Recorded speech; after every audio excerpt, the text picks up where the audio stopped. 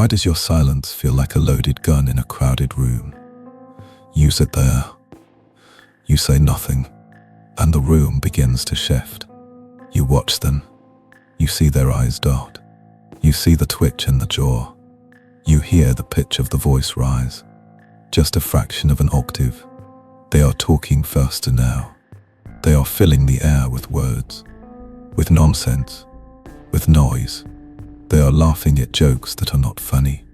They are looking at you, waiting for a signal, waiting for validation, waiting for you to join the chaos. But you do not. You remain still. You remain silent. And this terrifies them. Why? Why does the absence of sound create such violence in the human mind? Why does your refusal to speak make you the most dangerous person in the room? You have felt this tension your entire life. You have been told you are intimidating. You have been told you are aloof. You have been told you are stuck up. They ask you, why are you so quiet? They ask this with a nervous smile. But underneath the smile is fear. They are not asking because they care about your thoughts. They are asking because your silence is a mirror. And they do not like the reflection. You have likely blamed yourself for this. You have thought that you are socially broken, that you are lacking the software for small talk, that you are missing the chip for seamless integration. You feel the pressure to perform, to put on the mask, to dance, to lower your resolution so they can process you. Stop. You are not broken. You are not awkward. You are operating on a different frequency. You are a high-fidelity signal in a world of static. And today, we are going to decode the signal. We are going to analyze the biology of silence. We are going to dismantle the psychology of the nervous talker.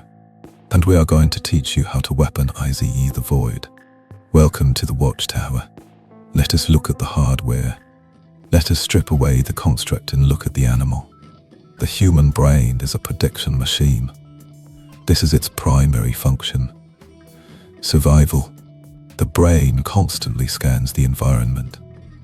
It processes terabytes of sensory data every second. Light, sound, temperature, micro-expressions, pheromones. It takes this data and it builds a model of the future. It predicts what will happen in the next second, in the next minute. If the brain can predict the environment, it feels safe. The amygdala remains dormant. The cortisol levels remain low. The nervous system is in homeostasis. But then, there is you. You are the variable that cannot be solved. When people talk, they reveal their data. They broadcast their intentions. They show their cards. Language is often a submission signal. It says, I am here. I am harmless. I am part of the tribe. When you speak, you give them data points for their algorithm. They can categorize you: friend, foe, subordinate, leader, fool. But when you are silent, you are a black box. You are encrypted data. Their brain scans you, and it receives zero feedback. It receives zero data. This triggers a prediction error in the cerebral cortex. The brain hates uncertainty more than it hates Spain. Uncertainty is dangerous. In the wild, the predator is silent before it strikes. The snake does not announce its presence. The tiger does not make small talk. Silence is the sound of the stalker. Silence is the sound of the ambush. So when you sit there and you do not speak, you are triggering a primal threat detection system. Their amygdala hijacks their prefrontal cortex. It screams, unknown entity detected, intentions unknown, capabilities unknown, threat level high. They get nervous because their hardware classifies you as a predator. Even if you are the kindest person in the room, your silence registers as a weapon. This is not your fault. This is their biology. They are projecting their vulnerability onto your blank screen. You are the Rorschach test, and they are terrified of what they might reveal. Let us deepen the analysis. Let us look at the neurochemistry of the nervous talker. Why do they babble? Why can they not stop? When they encounter your silence, their brain releases norepinephrine. This is the alert chemical. It sharpens focus. It increases heart rate. But without feedback from you, the anxiety loop tightens. They begin to flood with cortisol, the stress hormone. To alleviate this stress, they engage in grooming behavior. In primates, grooming is picking bugs off each other. In humans, grooming is small talk. It is verbal grooming. They are trying to bond with you to lower their stress. They are begging for a dopamine hit. They nod. They smile. They laugh. They need you to co-regulate their nervous system because they cannot regulate it themselves. You must understand the nature of the noise. Most people are not comfortable in their own skin. They are running from themselves. They are constantly distracting their default mode network. If they stop talking, if the noise stops, they are forced to be alone with their thoughts. They are forced to confront the void within. Blaise Pascal said, "All of humanity's problems stem from man's inability to sit quietly in a room alone." He was right, but he did not go deep enough. It is not just an inability. It is a terror. It is a horror. The silence acts as a vacuum. It pulls the truth to the surface. And for the average person, the truth is unbearable. They have built layers of delusion to protect the ego. The noise is the mortar that holds their fragile reality together. When you are silent, you are stripping away that mortar. You are denying them the distraction. You are forcing them to look at you, and in looking at you, they see the emptiness of their own words. This creates cognitive dissonance. They feel the conflict between who they pretend to be and who they actually are, and they project this discomfort onto you. They label you as the problem. They say you are awkward. They say you are creepy. They say you are judging them, and in a way, you are, even if you are not thinking a single judgment. Your presence is a judgment. Your sovereignty is a judgment on their dependency. Your control is a judgment on their chaos. The narcissist hates silence more than anyone. The narcissist requires a constant stream of supply. They need reactions. They need validation. They need you to reflect their false self back to them. When you are silent, you are starving the parasite. You are cutting off the fuel line. This causes them to panic. They will increase their volume. They will provoke you. They will try to bait you. Anything to break the silence. Anything to get a reaction. Because a negative reaction is better than no reaction. To the narcissist, silence is death. Silence is erasure. If you do not react, they cease to exist. But here is where the trap lies. Here is where you have been failing. You feel their anxiety. You have high empathy. Your mirror neurons are firing. You feel their discomfort as if it were your own. The anterior cingulate cortex registers their social pain as physical pain. So you break. You speak. You fill the silence. You make a self-deprecating joke. You soothe the predator. You lower your shields to make them feel safe. You betray your own sovereignty to manage their emotions. You become a caretaker for their neurosis. You think you are being nice. You think you are being polite. You are not. You are being submissive. You are signaling that their comfort is more important than your truth. You are signaling that you are willing to dilute your essence to fit into their container. This is a betrayal of the self. This is a violation of the Prime Directive. You are burning your resources to keep them warm. And what do you get in return? Do they respect you? No, they use you. They drain you. They view you as a utility, a receptacle for their noise, and you leave the interaction feeling hollow because you have been harvested. It is time to pivot. It is time to stop apologizing for your nature. It is time to realize that silence is not a defect. It is a superpower. It is a filter. It is a shield. It is a sword. In a world that cannot stop talking, the silent man is the king. Power always rests with the one who needs less, the one who speaks less, the one who reacts less. Robert Greene wrote, "Always say less than necessary." This is not just a social tactic. This is biological warfare. When you speak, you leak energy. When you are silent, you accumulate it. You become a battery. You become a fortress. You must stop viewing their nervousness as your problem. Let them be nervous. Let them sweat. Let them spin. Their anxiety is data. It tells you that they are weak. It tells you that they are insecure.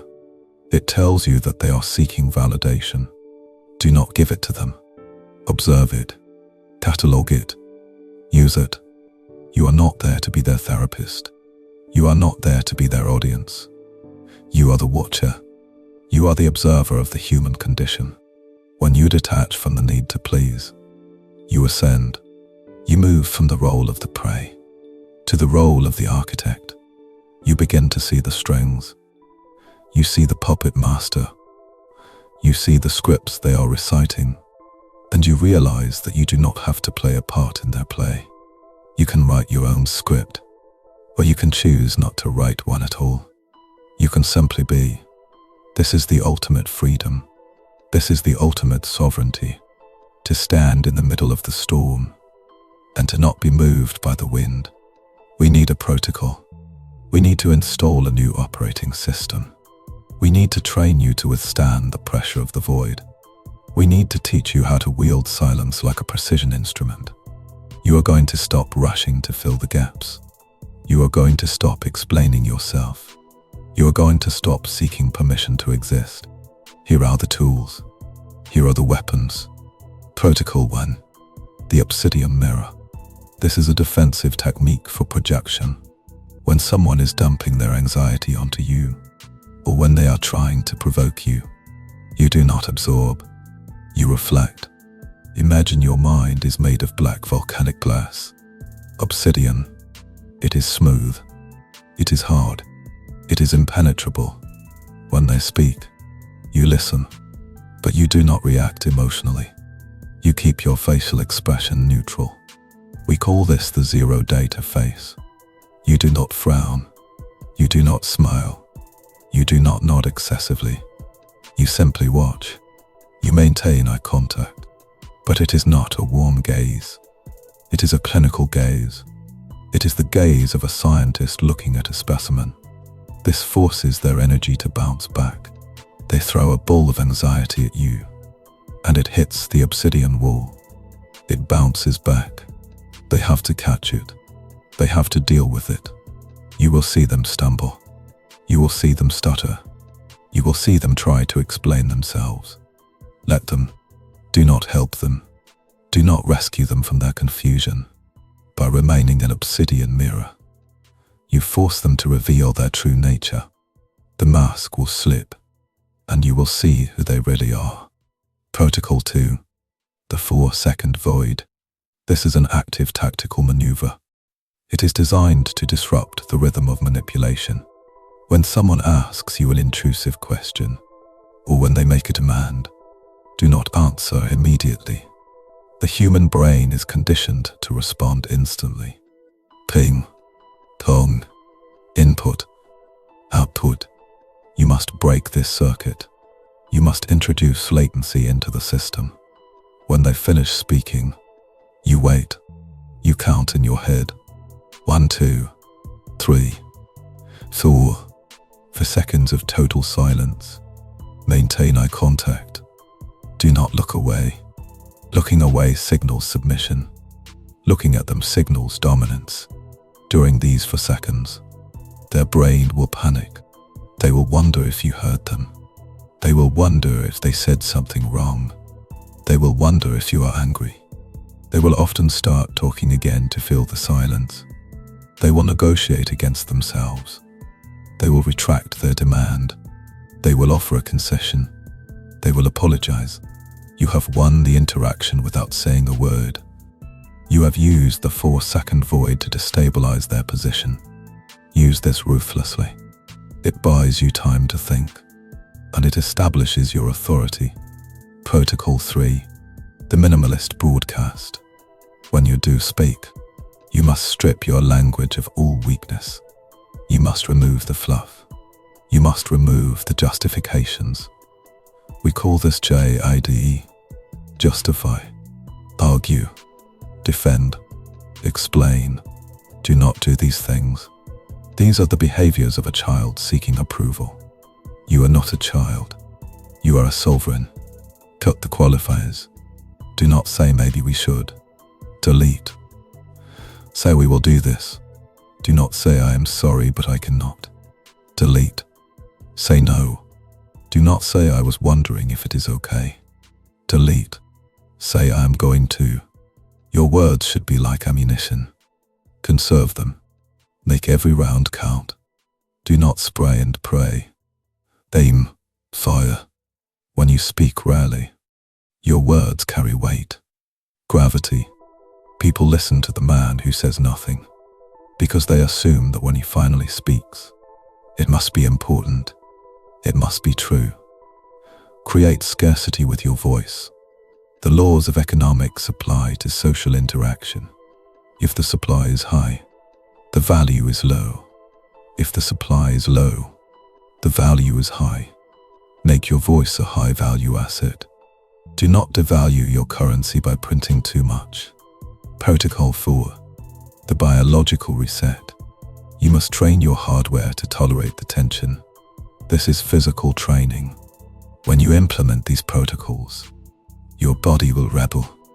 Your heart rate will spike. Your vagus nerve will try to pull you into a fawn response. You will feel the urge to smile.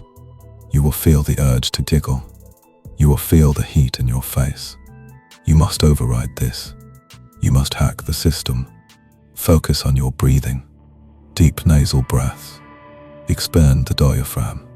This stimulates the vagus nerve to calm the heart. Unclench your jaw. Drop your shoulders. Plant your feet on the ground. Feel the gravity. Remind yourself of the truth. I am safe. I am in control. Their anxiety is not my anxiety. I am the rock. They are the water. Visualize this. You are a stone in the middle of a rushing river. The water crashes against you.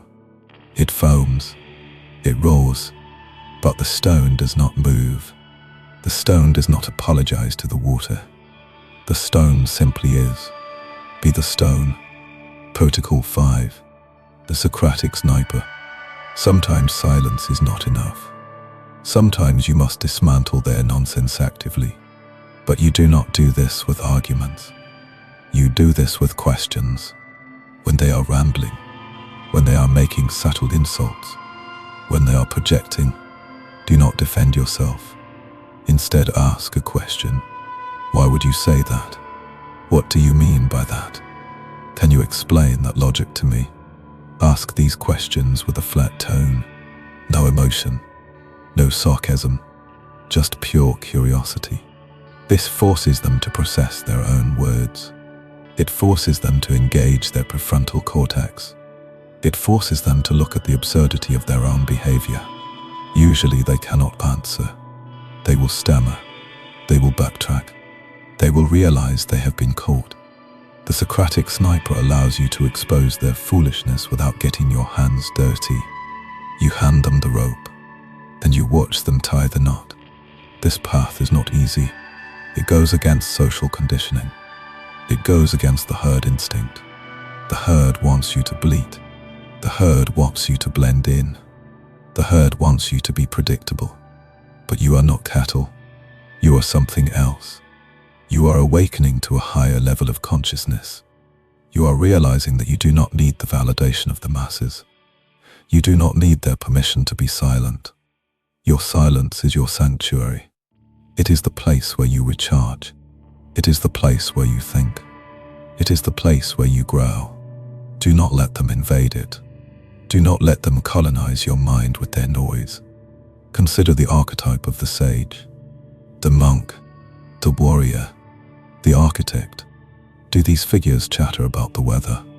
Do they fill the air with nervous laughter? No, they operate in the realm of deep work, deep thought, deep presence. You are stepping into this lineage. You are upgrading your avatar. You are leaving the playground of the children and entering the council of the elders. When you master the art of silence, you become untouchable. You become a mystery. And in a world that has lost all mystery, that is a powerful thing to be. People will still be nervous around you, but their nervousness will transform into respect. They will sense your strength. They will sense your discipline. They will sense that you possess something they do not. Self-possession.